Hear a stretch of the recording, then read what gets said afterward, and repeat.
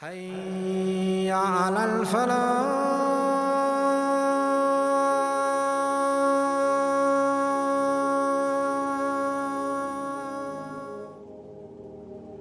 3 years of famine, 3 years of drought actually.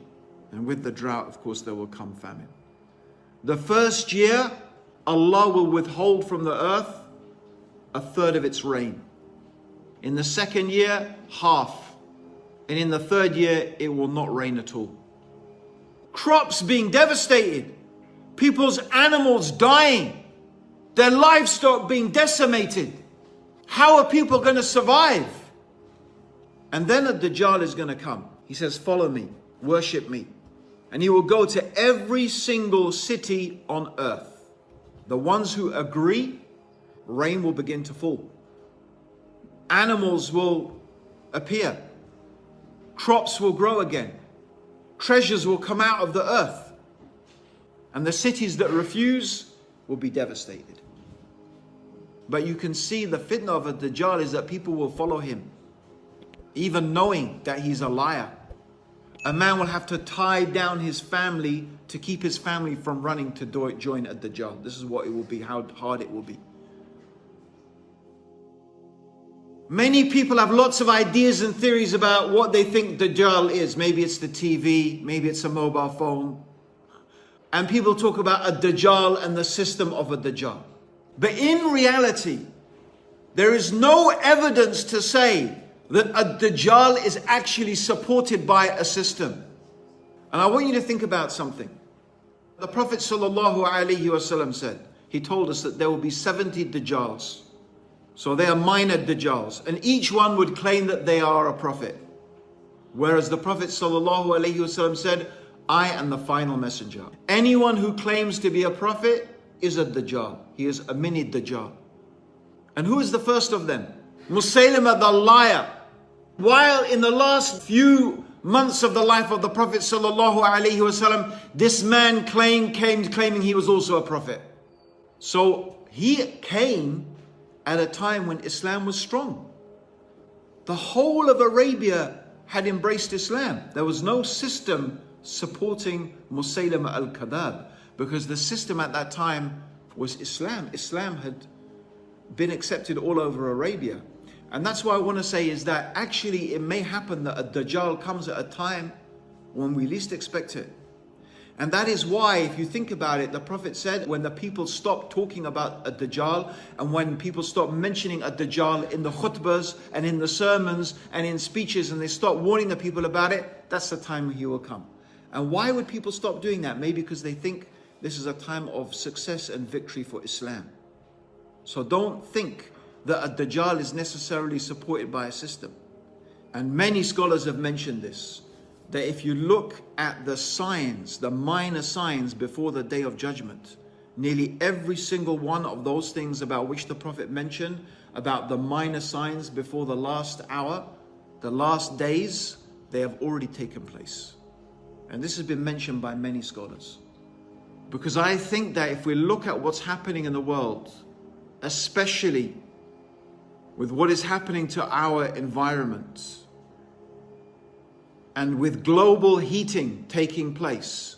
And why am I saying this? Because one of the signs of what will happen before a Dajjal will come will be 3 years of famine.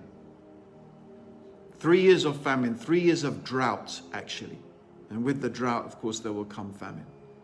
The first year, Allah will withhold from the earth 1/3 of its rain. In the second year, half. And in the third year, it will not rain at all. I want you to imagine the levels of starvation, of people dying of thirst. I want you to imagine that. Crops being devastated, people's animals dying, their livestock being decimated. How are people going to survive? You're talking about levels of starvation. And then a Dajjal is going to come. And now you see, I want you to understand the fitna, the test, the trial of a Dajjal. That when a Dajjal comes and he is claiming that he is the Lord, He's claiming he's the provider. He's claiming he's the cherisher. He's calling people to worship him. And of course, for the believer, for the muwahid, for the people who truly understand La ilaha illallah, the reality is the issue of a Dajjal is not confusing. We know God is not a man. And the Prophet described how he would look. And he will be blind in one eye and the other eye will be like a floating grape. This is how the Prophet ﷺ described him. But why is a Dajjal such a fitna? Because now I want you to imagine the scenario, 3 years of drought. And I'm just saying, because you know the world, the way the world is going, you can see that happening. Like if global heating takes place, and that's what they're talking about, a tipping point. They say there is a point where global heating will tip and it will be irreversible and it will be catastrophic. It will be a cascade effect. So basically, the Arctic ice will melt. That will release even more CO2 into the atmosphere. The tundra will melt. It will release even more CO2 into the atmosphere. Things will die. That will release. So it's just going to get worse and worse. You can easily see it happening. This is why there are people out there protesting right now. They're talking about, because we're talking about the extinction. It's going to be that bad. So I was looking at these hadith about a Dajjal and I was thinking, subhanallah, this could be around the corner. We could still be alive when this happens. Now this guy comes claiming he's the Rabb. And what does he do? He says, follow me, worship me, follow my deen. Whoever agrees, and he will go to every single city on earth. He will travel to every city on earth and he will be able to travel rapidly. Not something that is surprising for us today. And he will call the city to believe in him. The ones who agree, then what will happen? Rain will begin to fall. Rain will begin to fall. Animals will appear. Crops will grow again. Treasures will come out of the earth. You see this fitna? I'm just saying, brothers and sisters, because you know what? I'm going to ask you a question to ask yourself. If you find it difficult to keep away from haram money, riba and whatever, and selling alcohol and whatever other haram things, if you can't resist haram money now with all the ease that we have, you think you're going to cope when a Dajjal comes? You think you're going to be able to resist that? And I'll tell you why I don't think you will. Because the Prophet said, every test is a preparation for the coming of a Dajjal. Every test you have, every test you get is a preparation for coming of a Dajjal. If you can't pass the tests in this life now, in your state of ease, how are you going to pass the test when a Dajjal comes after those years of drought and famine? And he comes with such a fitna, as the Prophet said, there is no greater test for humanity than the test of a Dajjal. And the cities that refuse will be devastated. But you can see the fitna of a Dajjal is that people will follow him, even knowing that he's a liar. And this is not a time when the excuse of, oh, I need to save myself, it won't help. A man will have to tie down his family to keep his family from running to join a Dajjal. This is what it will be, how hard it will be. So you see, my brothers and sisters,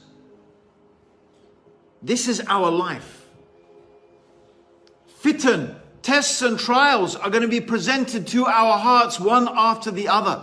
So the heart that resists temptation, repels that fitan, that test and that trial by resisting it, then that heart will become pure. And that heart will continue to resist temptation until nothing will be able to harm this heart as long as the heavens and the earth endure. But the other heart will give in to temptation, give in to the fitna, give in to the trials and tests, meaning they will not pass, they will give in, they will succumb to temptation. And then the heart will become darkened and blackened to the extent that the nur of Allah, the light of Allah doesn't reach it anymore, and no longer does it even recognize what is halal and what is haram unless it suits its desires. So this is life. Life is a test. Are you going to surrender yourself to Allah? So everyone has their tests, brothers. Everyone has their fitness. Everyone has their trials. Just you have to find and figure out what yours are, and just make an effort, a real effort, and struggle and strive. And that's it. Your life is going to be struggling and striving until you get to Allah and you meet Allah subhanahu wa ta'ala. And inshallah, you get to Jannah, inshallah. Allahumma salli ala Muhammadin wa ala alihi wa sahbihi wa sallam. Jazakallah khair. Assalamu alaikum wa rahmatullahi wa barakatuh.